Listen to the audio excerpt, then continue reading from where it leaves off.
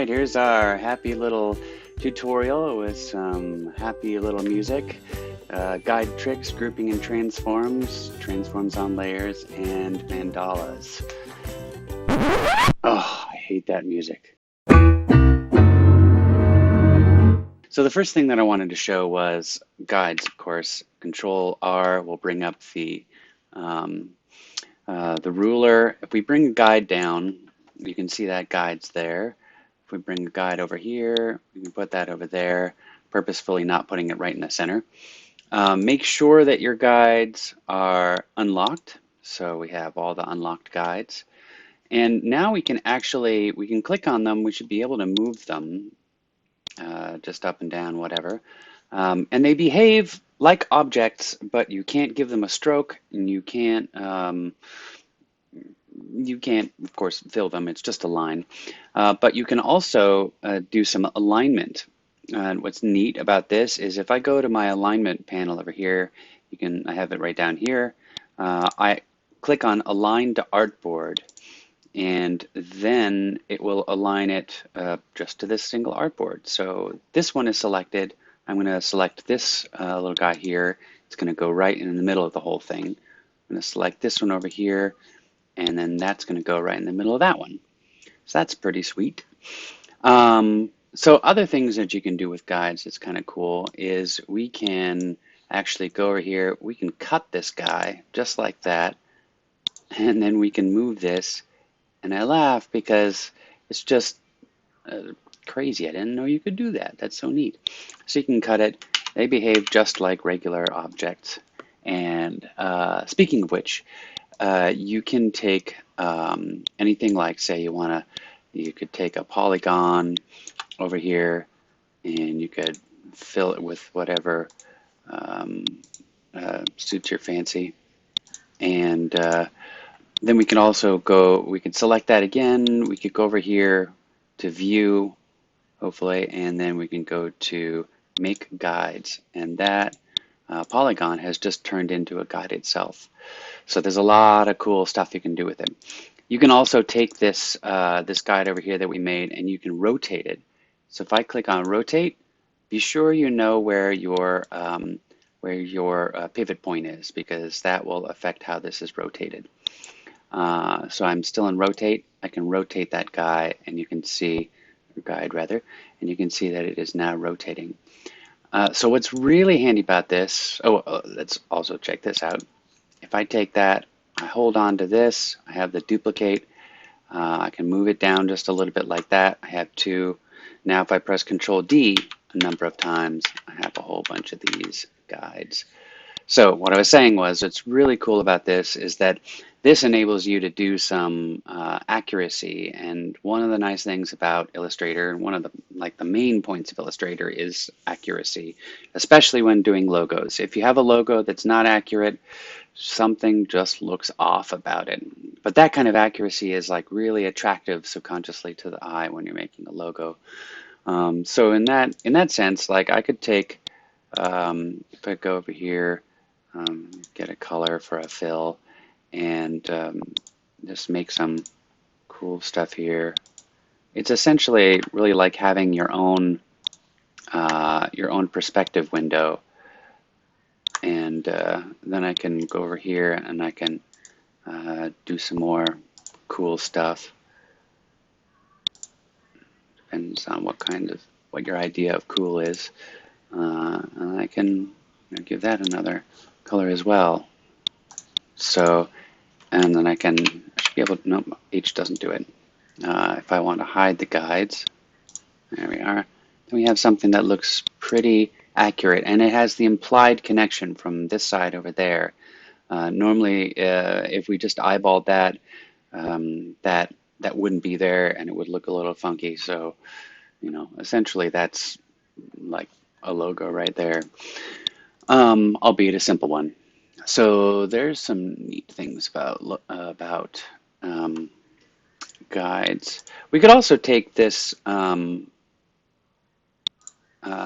this object over here, and it too becomes its own guide. Like I said, we could make something in there, whatever you want to come up with, it's pretty neat, the stuff that you can do with it.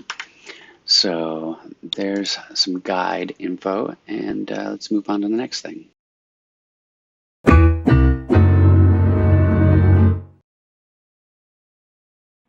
All right, so here's some simple instancing, or in Illustrator, just transforming. So if I take a polygon tool, and if a neat thing here is if you want to make a triangle and you don't want to have to worry about making the triangle like, well, is this going to be accurate? Oh, dang, that's not accurate. Doesn't look right. So you can alleviate that anxiety by using the polygon tool. If you go to create one, you just click with the polygon tool selected, press 3 sides, and you instantly have an equilateral triangle over there. Pretty neat. But let's change that color so it's something different. And then let's move that up here. And then I'm going to create a small little circle, ellipse right below it. And that one I'm going to make black. I'm also going to take away any stroke on that.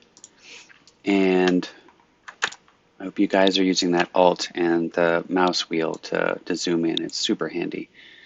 Wish I had known that a while ago. Then I'm going to move this so it's right in the middle and it's touching. Oh, I know why that's not working. Because I have a stroke on it. There we go. That was deceptive. All right, so we have that connected. And what I'm going to do is I'm going to group these guys together. Control G. You have that as a group. That's amazing, isn't that? So we have our layers over there. I hope you guys are working on layers, because that's another way to increase your effective usage and efficient usage. So with this layer selected, I'm going to go over to Effects, Distort and Transform, and go to Transform. And there's a lot of neat stuff in here. So I'm not going to change any of this. I am going to, however, let's see, I'm going to change this to 15. Now I want 15 copies. And so here's the neat thing, you don't have to use your calculator in order to calculate how many would be inside of that circle. You can go 360 divided by 15 and I'll give you 24. However, I do want only 14 because the original one is the one we're working with. Now, what we're going to do is we're going to rotate this this triangle. I'm pointing at the monitor, like you can see that.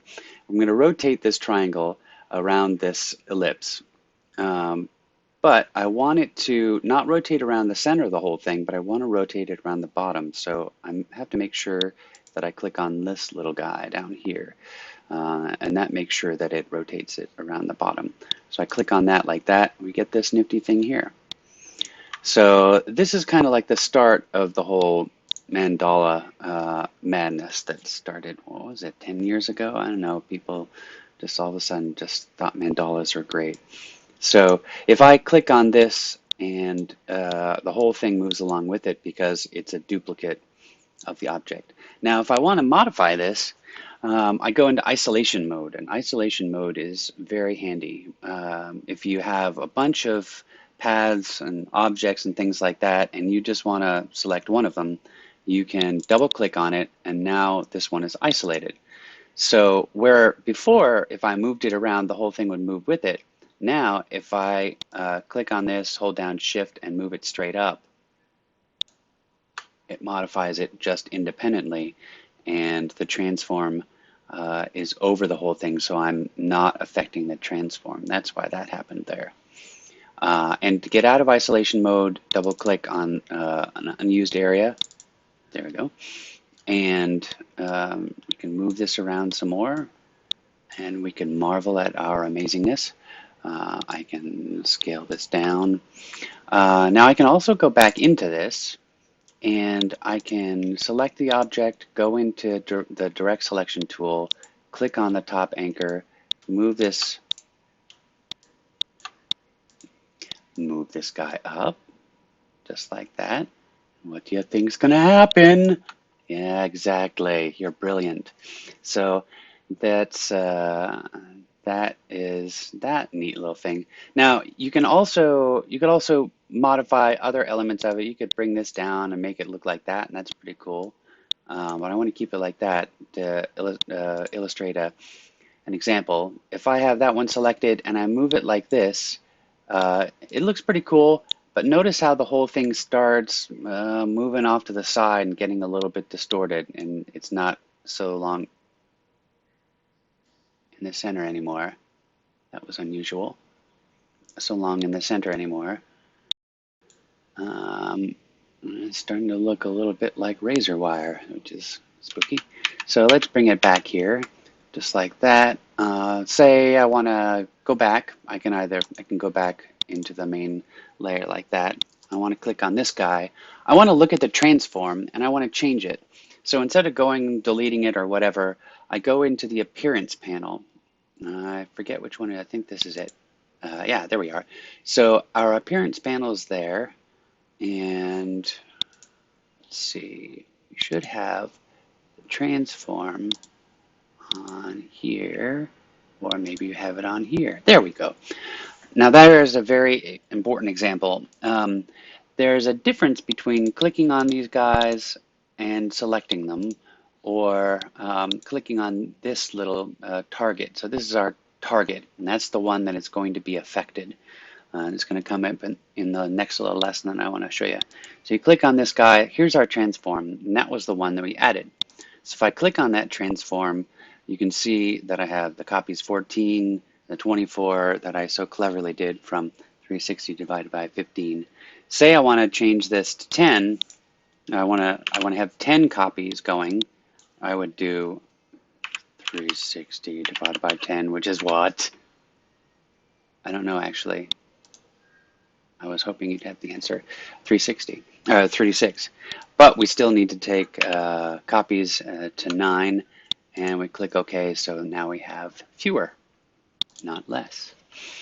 All right, so there's that neat little thing, and it's good fun to play with.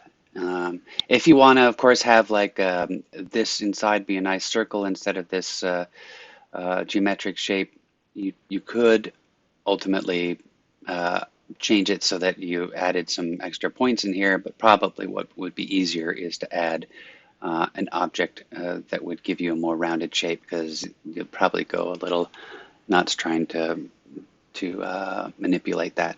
All right, so there's that little thing. We'll go on to the next one in a sec. You were expecting the music, weren't you? Okay, so here we go. Let's try this mandala out. And this is a lot of fun when it works right. So this one, I'm just going to use one artboard, and I'll show you why. And so we click that one on.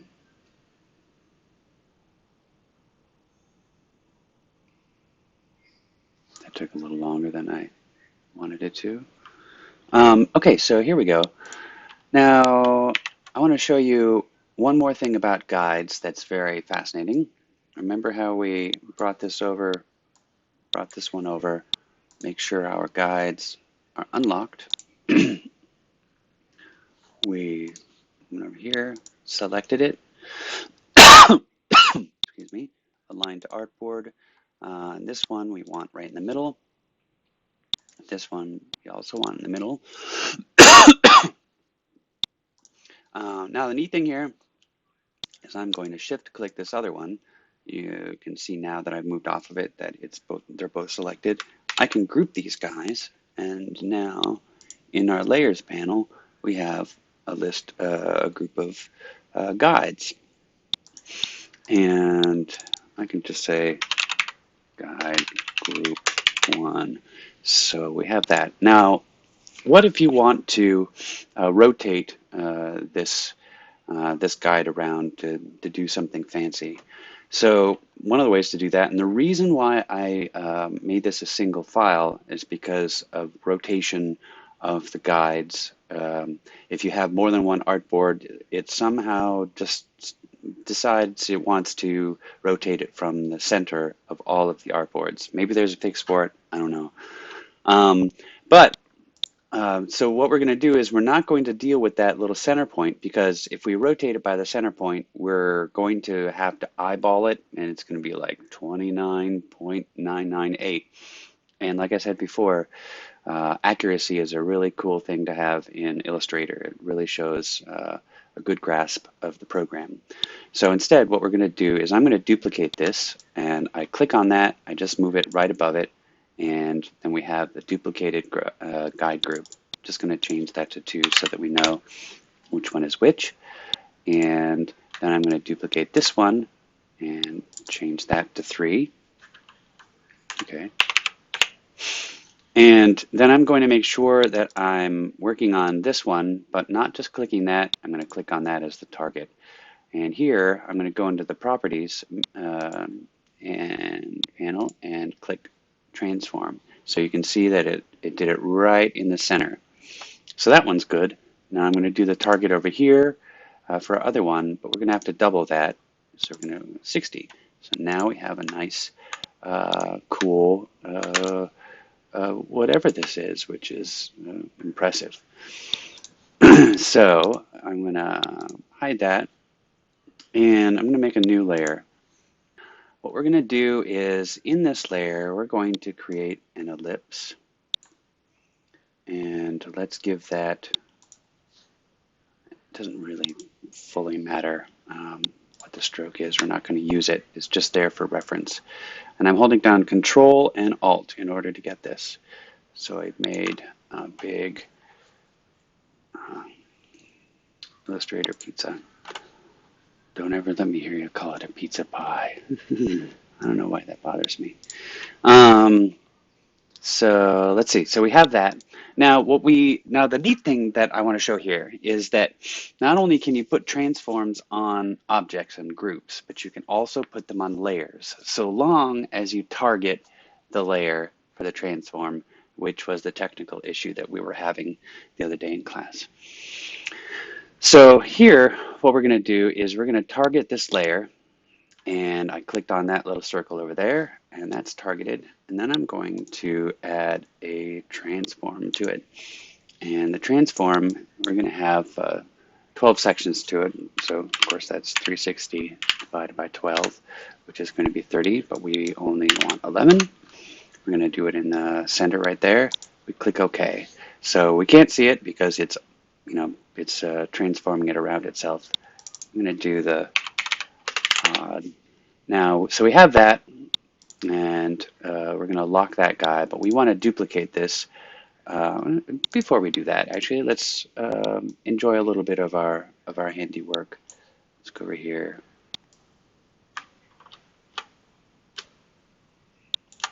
And now we have some really cool squares that are there. I'm going to flip that around, and I can rotate them.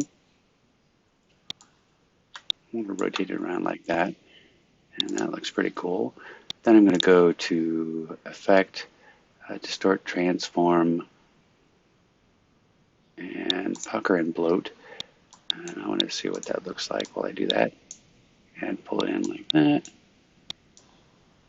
Looks pretty cool. So it's so neat to have that just automatically do that for you. And looks pretty cool there.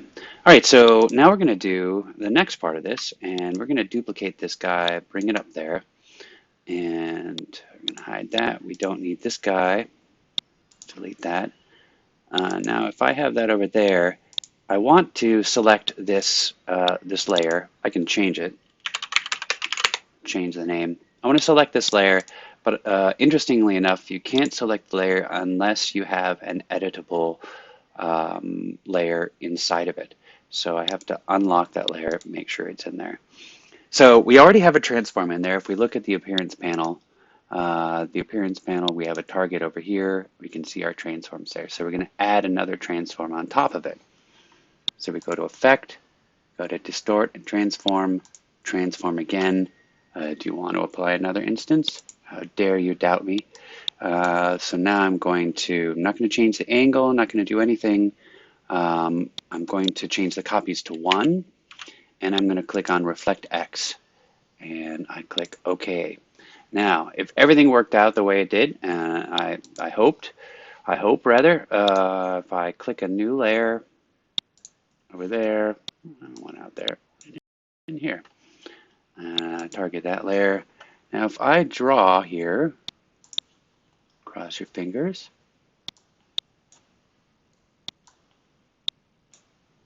we now have the start of our mandala stuff. So that's pretty sweet. Now, with that selected, I can click on this guy, click there. I can change this without actually going into the width tool.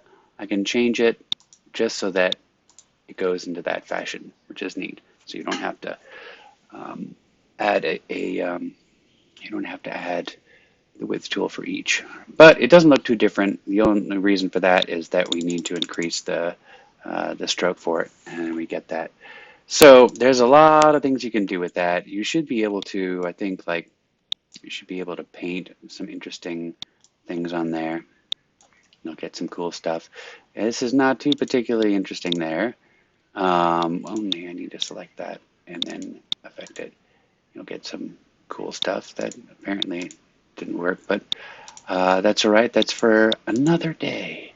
Go ahead and play with it. Also, what's neat about the paintbrush tool is you can use it on a tablet and get some neat stuff out of it. So you can add all kinds of stuff that you want in here. Do whatever. It's pretty cool. If there's other things that you can do that's pretty neat, I think that you should probably be able to use the blend tool and make something neat out of that. If I choose a small one and then a larger one, you don't want to go outside of the circle. It does some wacky stuff. Not exactly sure why. But if we have, oh, and also notice I have, yeah, so actually that's not the good layer to do that on because it's mirroring it from one side to the next. So if I go over here and I put this on here, put this over here, like so. Now if I select both these guys and then go to blend, click on that one, click on that one, now we have the blend tool within our neat mandala. So this is a lot of fun. You can do a lot of cool projects with it, and just play with it for hours. It's great. So I also said that I was going to define this and then also let you know what the homework is. So the homework is make one of these mandalas, go over what I did just step by step, and you too should be on your way to making amazing mandalas. So yeah, make something neat, unique, play around with it, make it as complex as you can. Don't just make something really super simple. I know you guys are more creative than that, so I don't doubt you. I'm going to put the assignment up on Blackboard and upload your image, and I look forward to seeing them. Thank you everyone for listening, and have a good weekend.